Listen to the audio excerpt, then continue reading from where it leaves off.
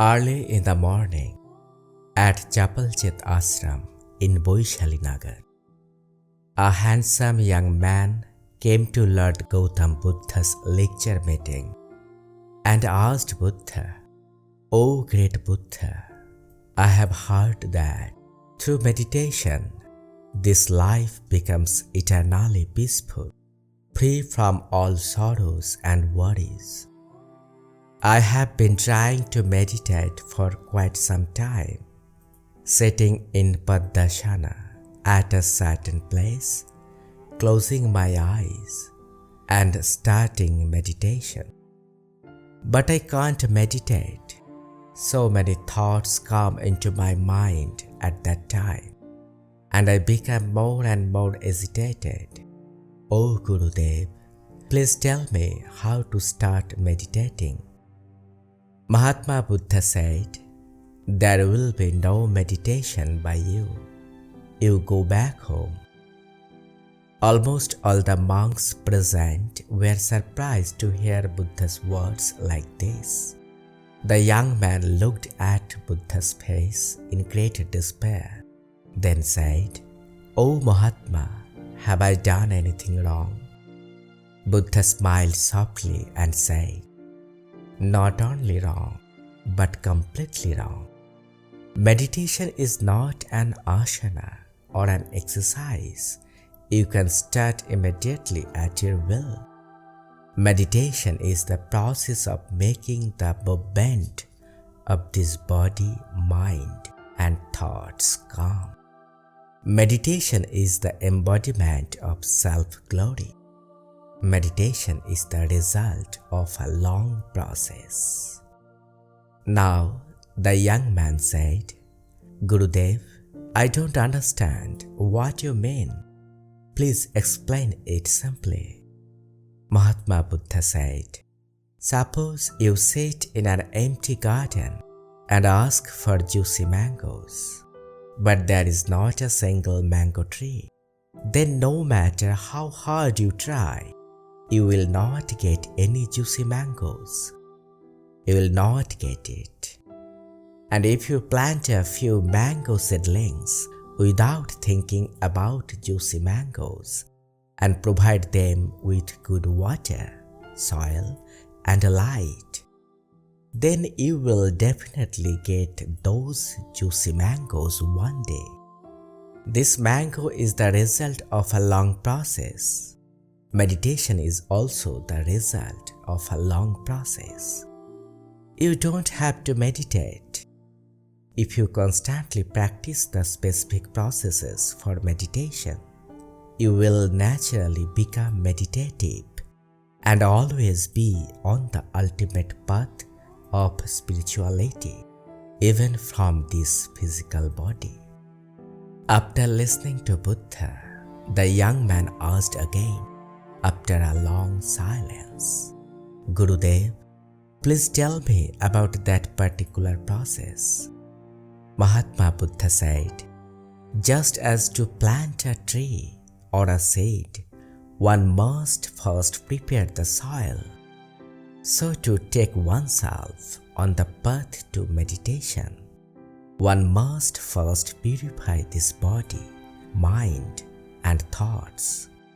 By living a simple life and following the Eightfold Path, make oneself the reservoir of that self-power. The Ashtangic Path or Eightfold Path is Samyak Drishti, Samyak Sankalpa, Samyak Vakka, Samyak Karma, Samyak Jivika, Samyak Prajatna, Samyak Sriti, and Samyak Samadhi. The only way to escape from a miserable life is to carry out this Ashtangic marg. One cannot go to the path of Dhyana marg with a miserable life. At least 6 months later, you will find yourself totally new through the process of practicing this Ashtangic Path or Eightfold Path. This is where liberation from the cycle of life begins, and you enter the initial stage of gaining wisdom. Until you become wise, it is not possible to take yourself on this path of meditation, because only wisdom is the way to meditation. If you are wise, you will remain in the state of meditation. You don't have to close your eyes and sit in Padmasana in the early mornings.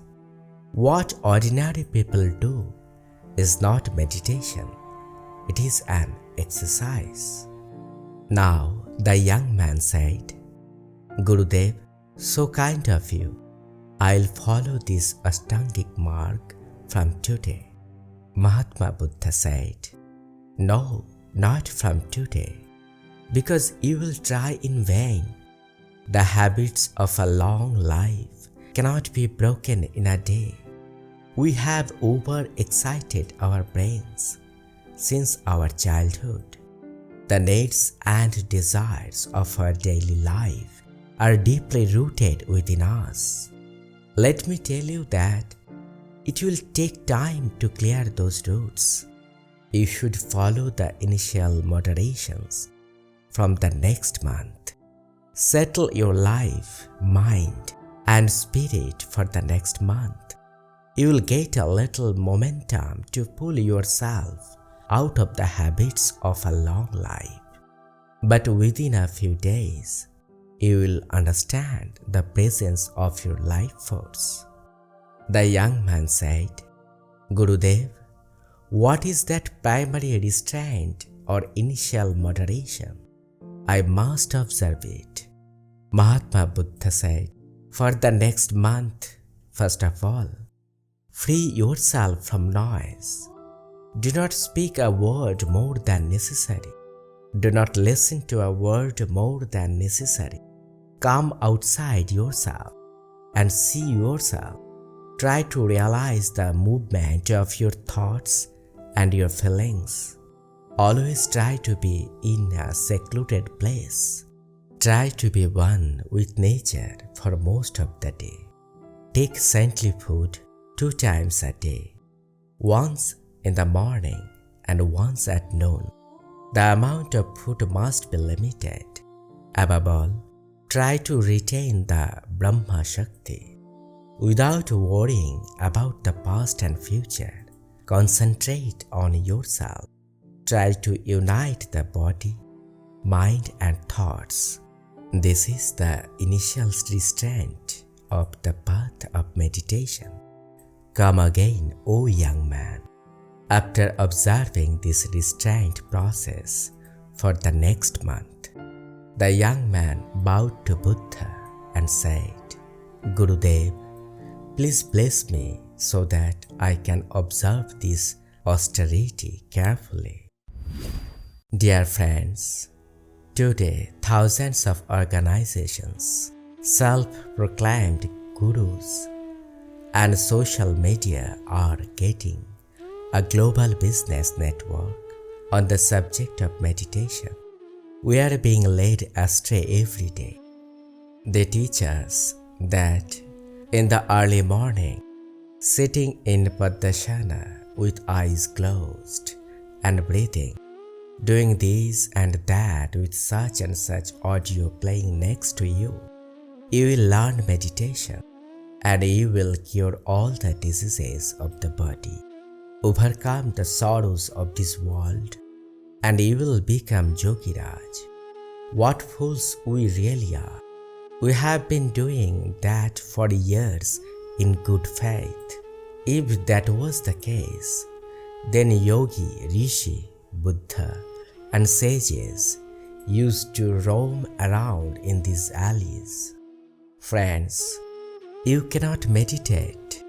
Meditation is a special virtue, which is a result and, in turn, leads one to wandering on that path. Take care of basic restraint from today.